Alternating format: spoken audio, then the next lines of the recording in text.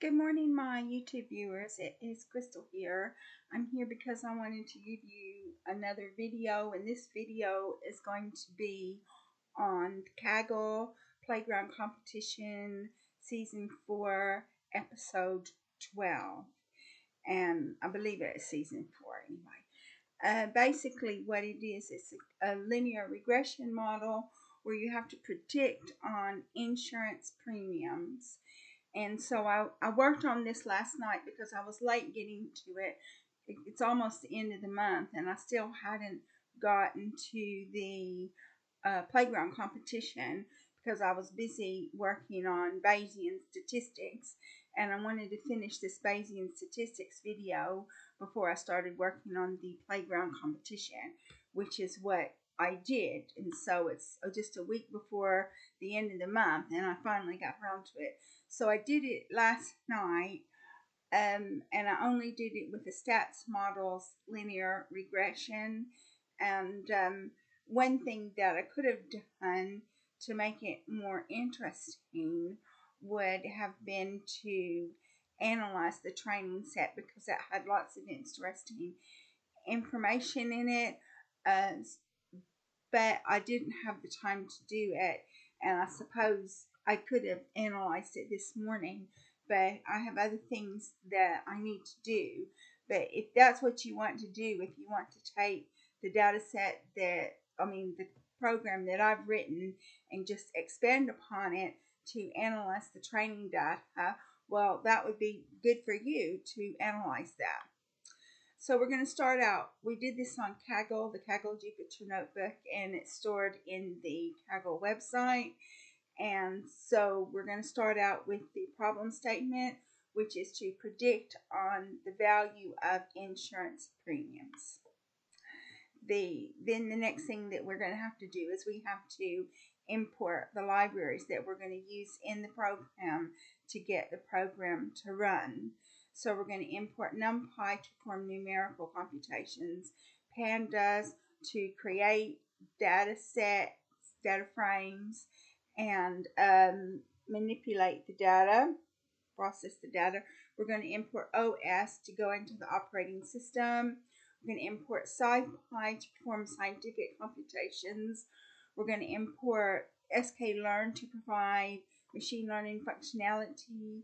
We're going to import statsmodels to, that's where we're going to get our model.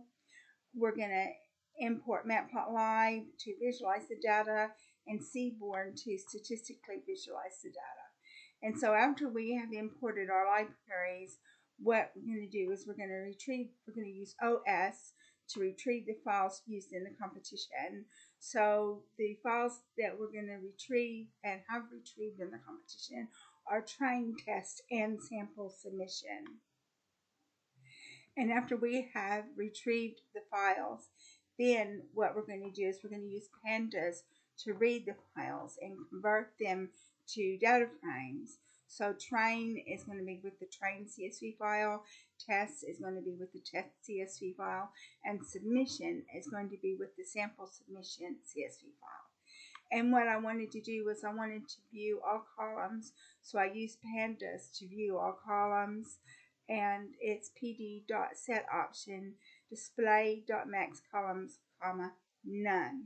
And then we've got our training file, which you can see it's got lots of information, interesting information in it, like age, gender, annual income, marital status, number of dependents, education level, occupation, health score, location, policy type, previous claims, vehicle age, credit score, insurance duration, policy start date, customer feedback, smoking status,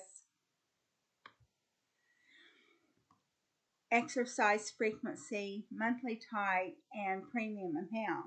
And then that would have been really interesting to analyze the training set, but I was running short on time, so I didn't do it. But that would be something that you could do if you want to do it, because I've done everything except analyze it. Now we check train info to see what kind of columns of data we have.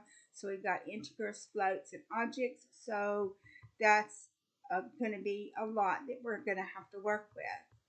We check for null values, and you can see that we've got lots of null values.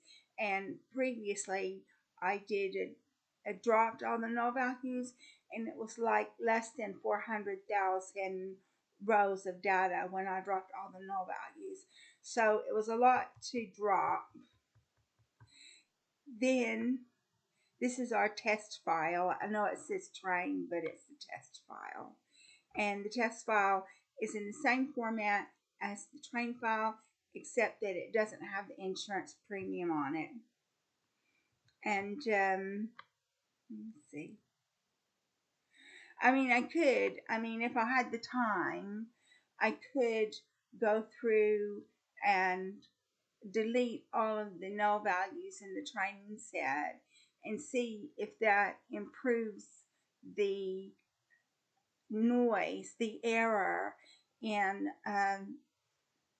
the model. I could try that. That would be one thing I could try to see if I can improve my readings. So this is your test file. Everything except the train file, except that it doesn't have the insurance. And you can see here I've got two trains. I've got train is null sum. I've got two trains, which I shouldn't have, but I can tell you why I did that. I did that because originally I had just dropped all of the null values. And what I might do is I might go through and just drop all the null values and see if that improves my score, because my score wasn't that great. Now we check the test value. We check for null values. You see we've got lots of null values.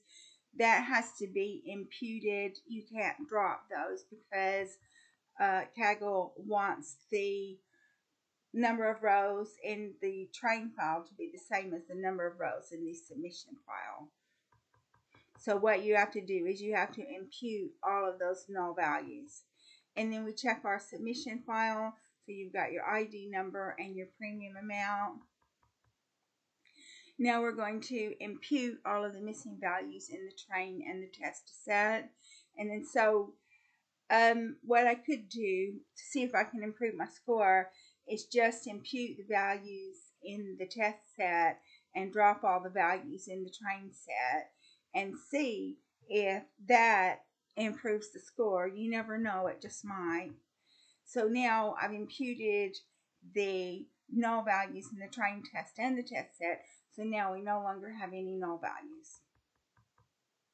Now we're going to compare the train and the test sets to see if they come from the same distribution, and we're going to use the Kolmogorov Smirnov test to do that, and we're going to use that in SciPy. The only column of data that didn't come from the same distribution was ID, so we dropped ID. You don't need the ID column. The reason why is because Pandas automatically indexes every row of data, so you don't need ID. Now we're going to ordinal encode all of the columns of data or the features that are categorical. So any column of data that is of D-type object is going to be ordinal encoded, and you can see the code right there. Now we're going to see the analyze target. We're going to analyze target. We're going to plot a histogram using Matplotlib, and you can see that this histogram is right skewed. And I did try some things to try to make it better. Like I tried to convert the x variable to logarithm to see if that would improve my score, but the model just wouldn't work when I converted it to a logarithm. I also tried to normalize the data, and whenever I normalized the data, the score was worse. Now, one thing that I didn't do that I could do was I could try to standardize the data and see if it improved when I standardized the data, because I normally just normalize. But that's one thing that if you want to, you can try to standardize it, see if that improves the score. Then I use Seaborn to create a heat map, and you'll see that one thing that's interesting with this heat map is none of the features are highly correlated. All of them have a very low correlation. Now we define our X and our Y variables. So Y is your premium amount, X is your train, and X test is your test. Now we're going to split the X into training and validation sets. And so we split it into a training and validation set. Now we're going to define our model, and we're going to use that with statsmodels. Model equals sm.ols ytrain, xtrain fit, and then we print a model summary. And so if you are an expert at reading model summaries, you'll be able to get the summary. We've got a probability. F statistic is really low, and it says the probability of the F statistic is really low.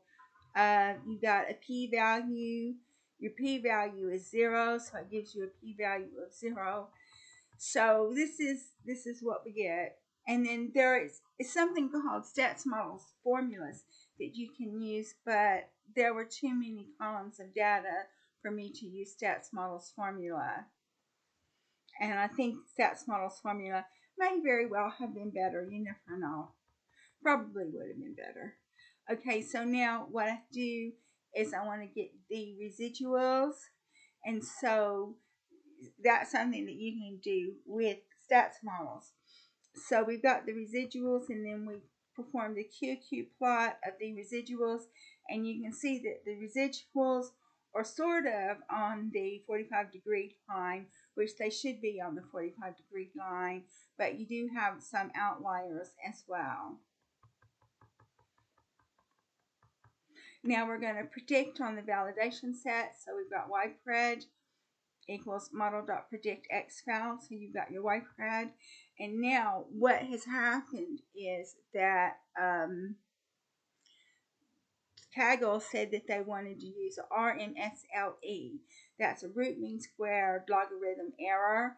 Well, there is actually an RMLSE in sklearn, but the fact is that Kaggle hasn't upgraded their Google Colab to include the root mean squared error or the root mean squared log error. So I had to use the mean squared error. So I had to get the mean squared error and then convert it to a root mean squared error, and then convert the root mean squared error to a log. And then the logarithm of that is 6.7.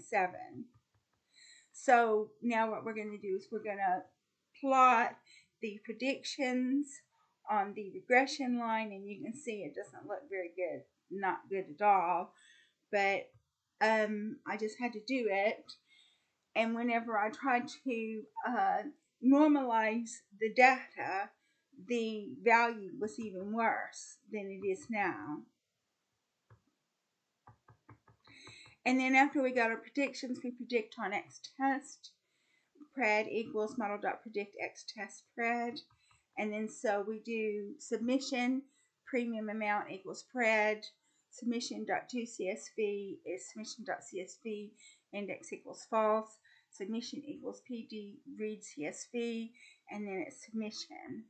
So as we've gone over the code review for this, we can see that there were a few things that we can try to improve our score. So one thing that we could try to improve our score is to drop all of the null values in the training set, see if that helps. And then another thing would be to standardize the data. So I normalized the data and the score was worse. So you could try to standardize it and see what happens there. So that's it for this code review. I've covered all of the important topics, told you what I did. told you things that you could possibly do to try to improve the score. And so thank you so much for watching my video. And if you like my video, please like and subscribe. And I look forward to making another video for you in the near future. But since it's Christmas time, it might not be for a week. Bye.